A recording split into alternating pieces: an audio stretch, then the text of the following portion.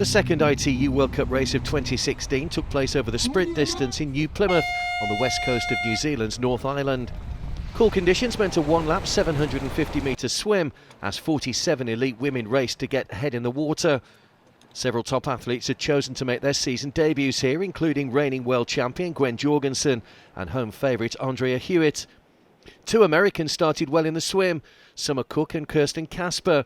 South Africa's Marie Rabi was also going well as they made their way back onto the beach. Rabi had got herself alongside Cook at the front, but they were just two in a large group that would head out for the 4-lap 20-kilometre bike.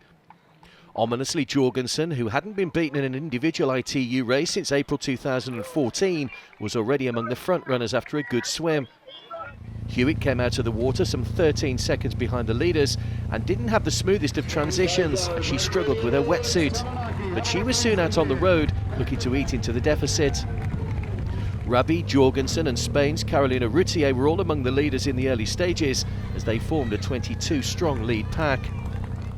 The front runners worked well to build themselves a lead over the chasers on the tight technical course. Another American, Taylor Spivey, in just her fourth ITU World Cup race, was also staying with the leaders.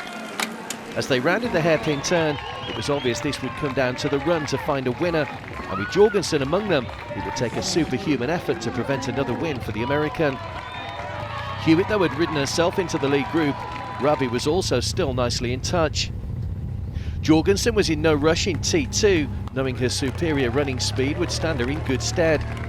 The stars and stripes were very much in evidence among the leaders, with Casper alongside Jorgensen. But it was Jorgensen, racing in her first ITU World Cup race for over 2 years, that hit the front, with only Hewitt able to go with her. They would race the final 2 laps together, with Hewitt continuing to impress in her first race since last year's Edmonton Grand Final. It looked as though the bronze would be between Casper and Rabi as the field continued to stretch out. Jorgensen pressed the accelerator in the final stages to end Hewitt's dream of a win on home soil, the American with her 17th victory in a row as she opened up a 10-second gap. Jorgensen then crossed the line in first, with Hewitt delighted with her second place, having stayed with the American for much of the 5 kilometres.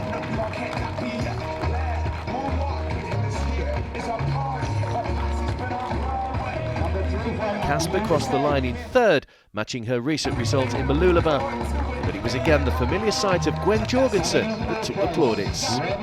Yeah, came here, there's a lot of tough, good athletes, a lot of fast swimmers, and so it was a good test. Andrea was pushing it on the swim, the bike, and the run, so, it was a really hard race, and next week I'll start my WTS debut, I guess, for 2016, but the sole focus for me is August 20th, the Olympics, so all of this is just kind of training for that.